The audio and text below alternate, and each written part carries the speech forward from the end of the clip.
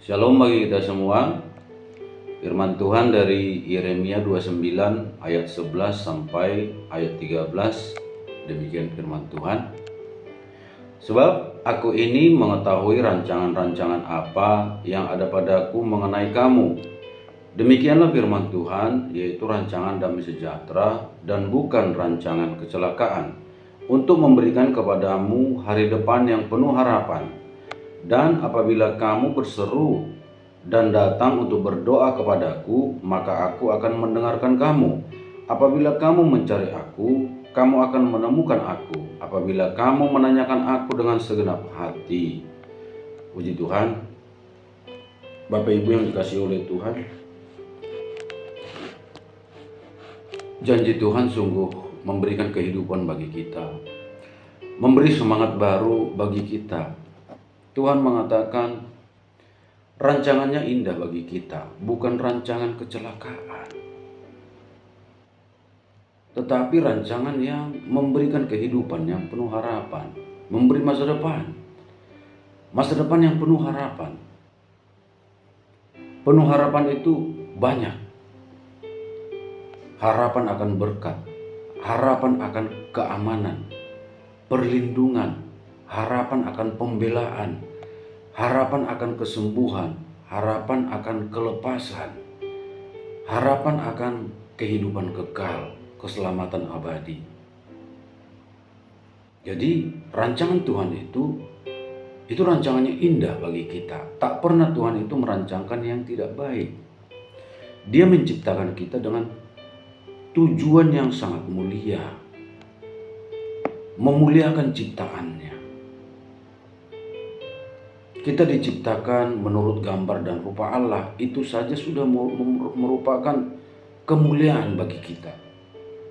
Diciptakan menurut gambar dan rupa Allah. Hanya kita manusia yang diciptakan menurut gambar dan rupa Allah. Sehingga Dia sangat mengasihi kita. Sekalipun kita telah salah, jatuh dalam dosa, di dalam kebebasan kita memilih, kita jatuh, tetapi Tuhan mengasihi kita. Tuhan datang ke dunia, mati bagi dosa kita. Dan tuntutan akan dosa kita itu telah dibayar oleh Tuhan Yesus. Tuhan yang menanggungnya, sehingga kita tidak perlu menanggung dosa kita lagi. Dan kita sekarang menjadi miliknya.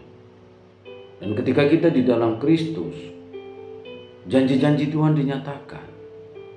Sebab di dalam Kristuslah manusia diberkati. Pengharapan-pengharapan itu ada di dalam Kristus.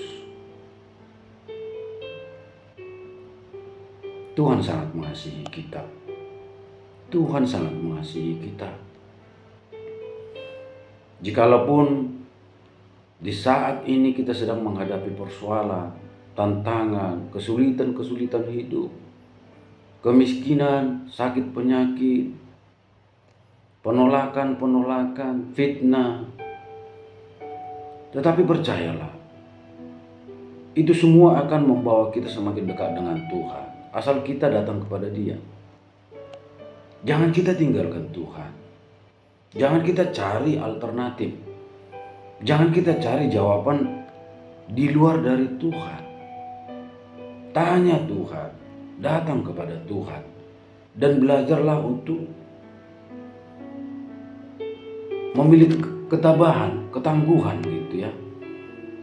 Jangan masih nanti baru berdoa, belum ada tanda-tanda sudah meninggalkan ruang doanya. Sudah tidak lagi percaya kepada Tuhan, tidak ada lagi mencari ke tempat lain. Kita harus baca Alkitab, kita harus baca firman Tuhan sehingga kita tahu jalan-jalan Tuhan itu seperti apa. Bagaimana Tuhan menjawab doa-doa hamba-hambanya pada zaman dahulu yang ada dalam Alkitab. Cara-cara Tuhan menghadapi kita manusia, cara-cara Dia menolong, waktunya bagaimana. Biarlah setelah kita meminta, setelah kita berdoa, kita kembalikan kepada Tuhan. Biarlah haknya Tuhan kapan membantu kita.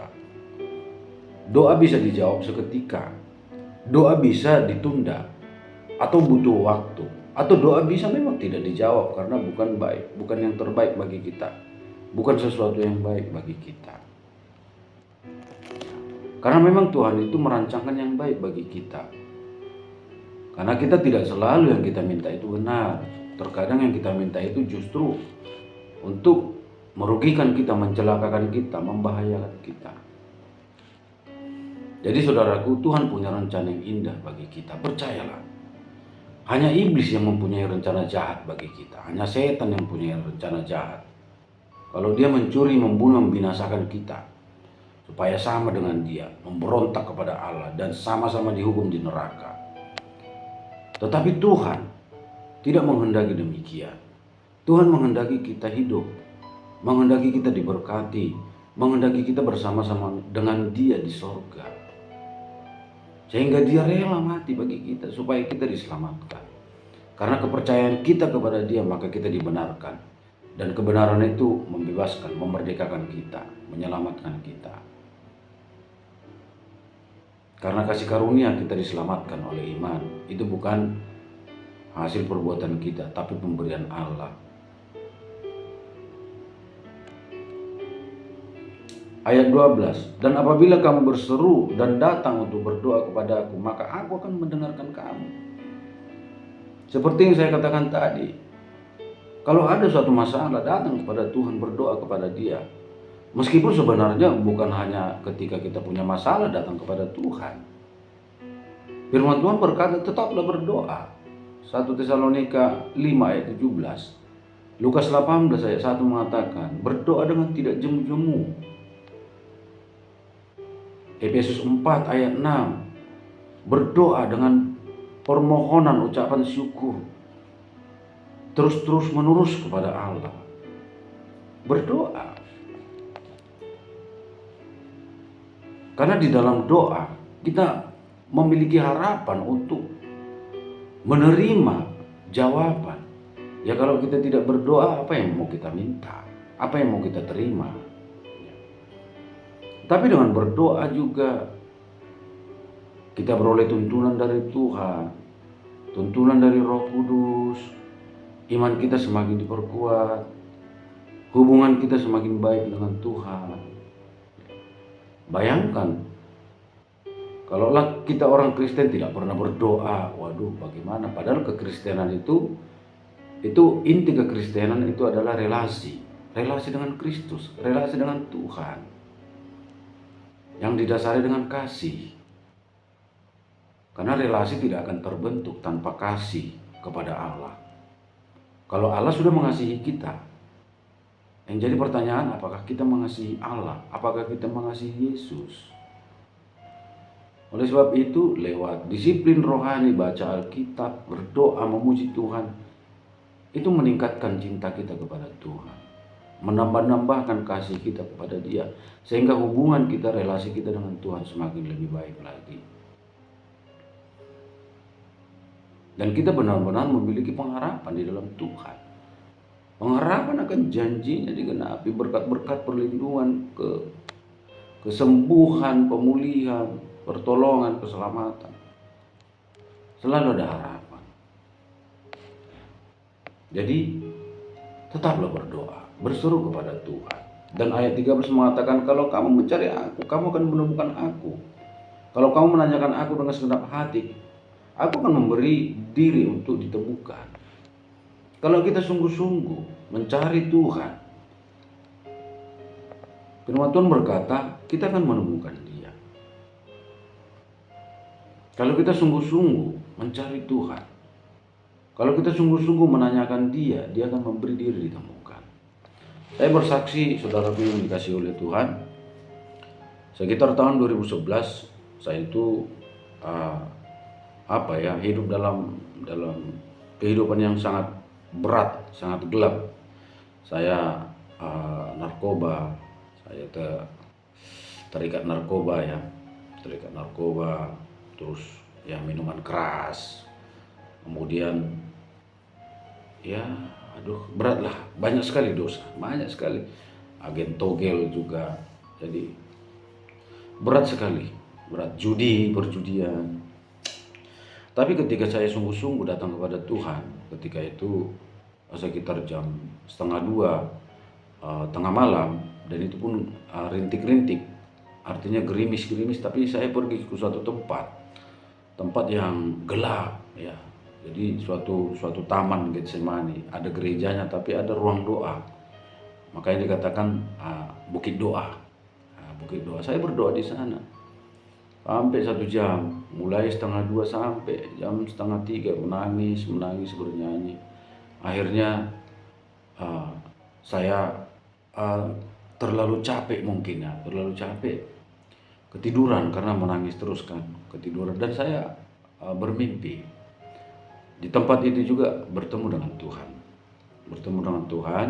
Dia sentuh pundak saya ini 4 kali, dan setelah itu dia pergi.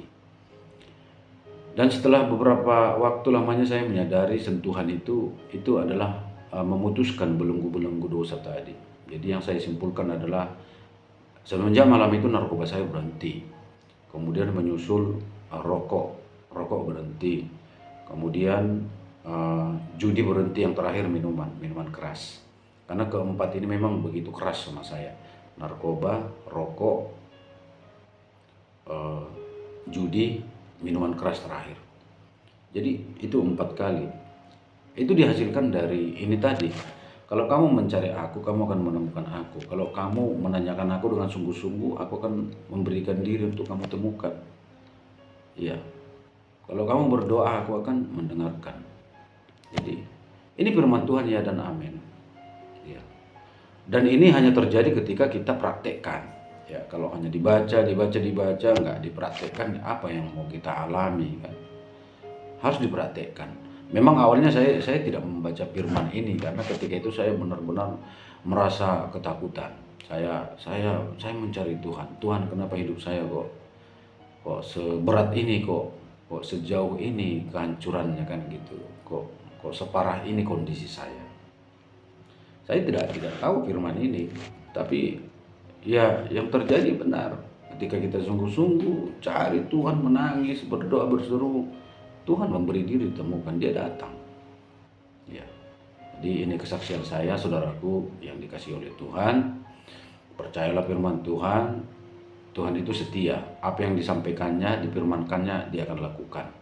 Tuhan berkata, rancanganku kepadamu bukan rancangan kecelakaan, tapi rancangan yang mendatangkan kehidupan yang penuh harapan, rancangan damai sejahtera, bukan rancangan kecelakaan. Kalau rancangan kecelakaan itu rancangan iblis untuk menipu kita, menyesatkan kita, menghancurkan kita. Tapi rancangan Tuhan bagi kita supaya kita beroleh kemuliaan, supaya hidup kita memiliki kualitas yang baik, hubungan yang baik dengan Tuhan, kepribadian kita juga semakin dibaharui, semakin lebih baik, sehingga kita boleh menjadi berkat, menjadi garam, menjadi terang, dan Tuhan bisa pakai kita untuk